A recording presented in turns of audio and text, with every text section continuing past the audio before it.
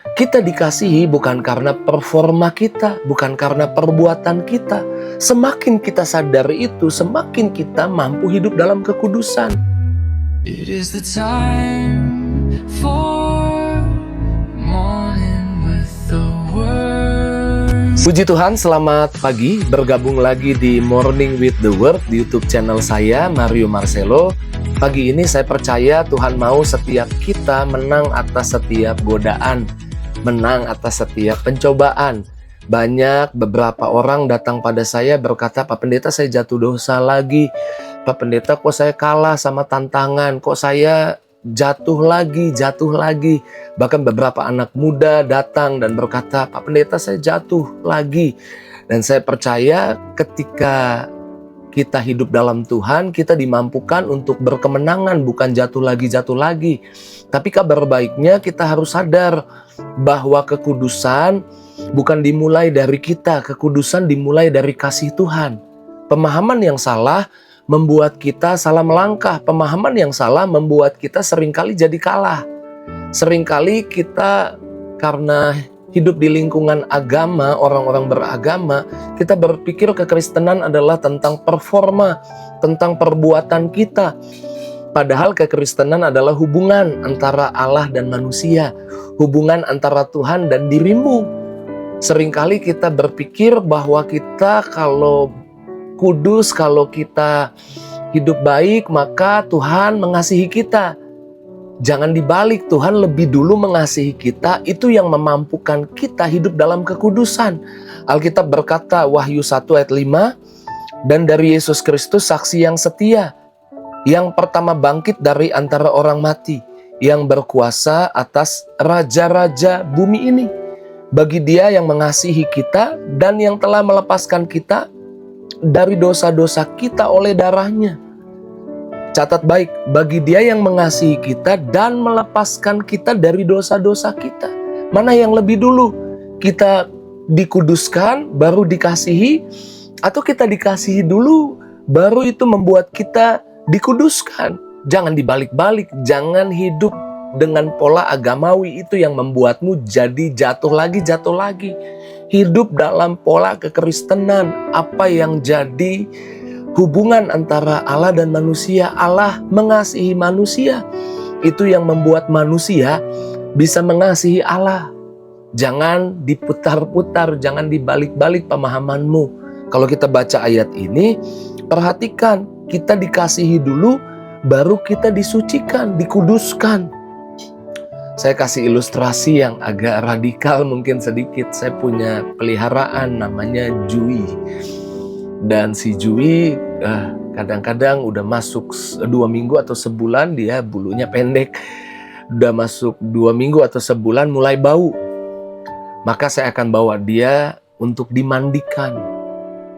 Saya memandikan dia bukan supaya saya bisa mengasihi dia, supaya dia wangi, supaya dia terlihat indah, baru saya bisa mengasihi dia. Ini agamawi. Tapi karena saya mengasihi dia sudah mulai bau, saya bawa dia ke tempat pemandian, dimandikan, dikasih parfum wangi. Karena saya mengasihi dia, saya mandiin dia. Maka kita harus sadar Tuhan lebih dulu mengasihi kita.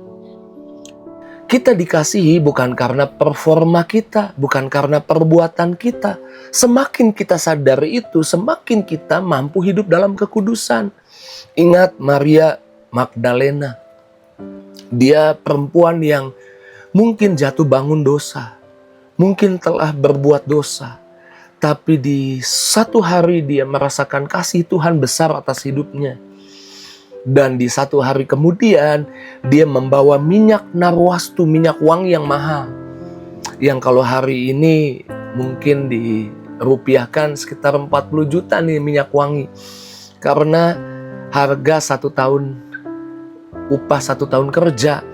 Jadi kalau UMR ya mungkin 40-50 juta itu. Harga parfumnya. Dia pecahkan di kaki Yesus. Dan Yesus berkata, dia telah berbuat baik. Apa yang dia lakukan?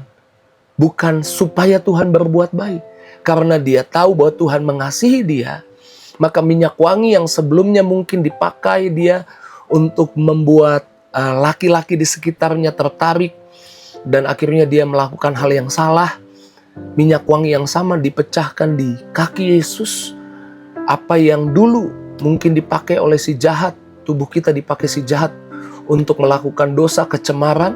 Hari ini kalau kita tahu Tuhan mengasihi kita, kita akan gunakan tubuh kita, kita serahkan ke dalam tangan Tuhan untuk perbuatan-perbuatan dalam kekudusan. Jadi kekudusan dimulai dari kasih Tuhan.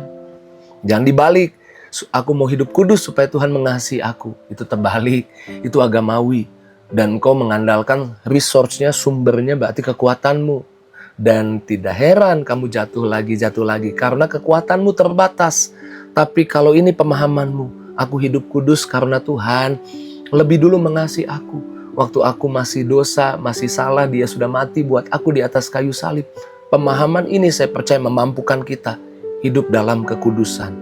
Kasih Tuhan memberikan kekuatan buat kita untuk kita hidup kudus. Ingat ada Zakeus yang hari itu ketika Yesus datang ke kotanya, dia pendek, dia nggak bisa lihat Yesus, dia naik ke atas pohon. Dan waktu dia naik ke atas pohon, dia bisa lihat Yesus, Yesus jalan dan berhenti di pohon di mana Zakeus naik di situ. Lalu Yesus melihat ke atas dan Yesus berkata, Zakeus, segera turun. Kalau kita baca di dalam Lukas pasal 19, sebab aku harus menumpang ke rumahmu hari ini. Dan kemudian Yesus datang ke rumahnya. Yesus datang ke rumah Zakeus. Zakeus pemungut cukai yang dimusuhi banyak orang hari itu. Dia mungkin bukan orang yang baik, mungkin dia orang yang memeras sehingga dimusuhi. Dia orang yang mengumpulkan harta yang banyak sehingga dia sangat kaya. Dan Yesus datang ke rumahnya sebelum dia bertobat, sebelum dia berubah. Yesus datang ke rumahnya dan kemudian tanpa disuruh. Zakeus berkata di dalam Lukas 19 ayat 8, tetapi Zakeus berdiri dan berkata kepada Tuhan, Tuhan, setengah milikku akan kuberikan kepada orang miskin. Tiba-tiba dia jadi orang yang gak suka mengumpulkan harta, tapi membagikan harta. Dan sekiranya ada sesuatu yang kuperas dari seseorang akan kukembalikan 4 kali lipat. Tadinya dia jadi orang yang memanfaatkan kekayaan orang untuk dirinya. Sekarang dia jadi orang yang bermanfaat buat banyak orang. Tadinya dia nggak kudus, sekarang jadi kudus. Mana yang lebih dulu? Yesus datang ke rumahnya, lalu Zakeus membagikan harta, dan kemudian Zakeus berjanji mengganti setiap orang yang dirugikan 4 kali lipat. Atau Zakeus melakukan itu dulu baru Yesus datang ke rumahnya. Jangan dibalik-balik. Yesus datang ke rumahnya dulu dan Zakeus hidup dalam kekudusan. Pagi ini engkau yang bergumul dengan kekudusan, ini yang harus kau sadari dan kau bangun di pikiranmu, bahwa kasih Tuhan mendahului segala sesuatu yang bisa engkau buat.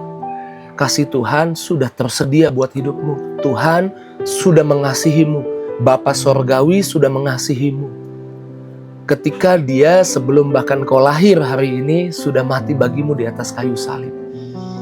Yesus sudah mati jauh hari sebelum kita ada. Dia sudah mengasihi kita lebih dulu.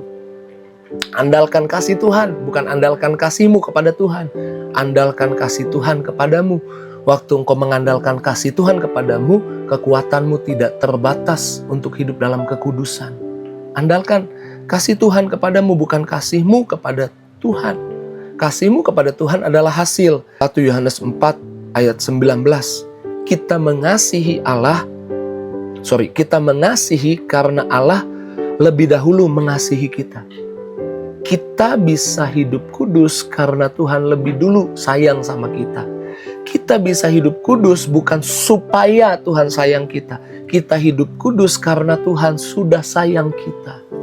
Saya percaya kalau kita sadar ini dan kita merenungkan ini terus di pikiran kita, itu yang kasih kita power, itu yang kasih kita energi untuk kita menang atas dosa. Tidak jatuh lagi, tapi kita berkemenangan atas dosa.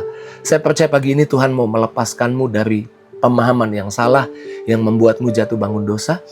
Dan Tuhan meluruskan pemahamanmu, karena Alkitab berkata bahwa kalau kamu tahu kebenaran, kebenaran itu akan memerdekakanmu. Setiap kita dimerdekakan, kita tahu Tuhan mengasihi kita, dan kita semakin hidup dalam kekudusan Tuhan. Mari kita doa. Terima kasih buat kebenaran firman yang Tuhan tabur pagi ini buat kami. Kami percaya firman itu tidak akan sia-sia, tapi jatuh di hati kami, bertumbuh, berakar, bahkan berbuah lebat, sehingga kami jadi anak-anak Tuhan yang membuat ketika orang di sekitar kami melihat ada Tuhan di hidup kami. Kekudusan-Mu ada di hidup kami, karena Engkau yang lebih dahulu mengasihi kami. Di dalam nama Yesus, kami bersyukur untuk firman-Mu. Tuhan berkati anak-anak-Mu, yang sakit Tuhan sembuhkan, yang lemah Tuhan kuatkan, yang susah Tuhan hibur. Setiap pribadi di pagi ini dilawat, dijamah, diberkati Tuhan. Dalam nama Yesus kami doa bersyukur, haleluya, amin. Puji Tuhan, saya percaya ada kekuatan dari Tuhan untuk saya hidup kudus, karena Tuhan lebih dulu sayang sama saya. Jika itu yang jadi responmu, tulis di kolom komentar. Saya rindu saudara tinggalkan jejak setiap pagi di Morning with the Word dengan menulis sesuatu di kolom komentar. Dan jangan lupa bagikan link Morning with the Word pagi ini lebih-lebih kepada temanmu mungkin yang jatuh bangun dosa, kepada keluargamu yang sedang mungkin bergumul dengan kekudusan. Bagikan kepada banyak orang di link media sosialmu, di status WhatsAppmu, dan terus maju dalam Tuhan. Tuhan berkati setiap kita. See you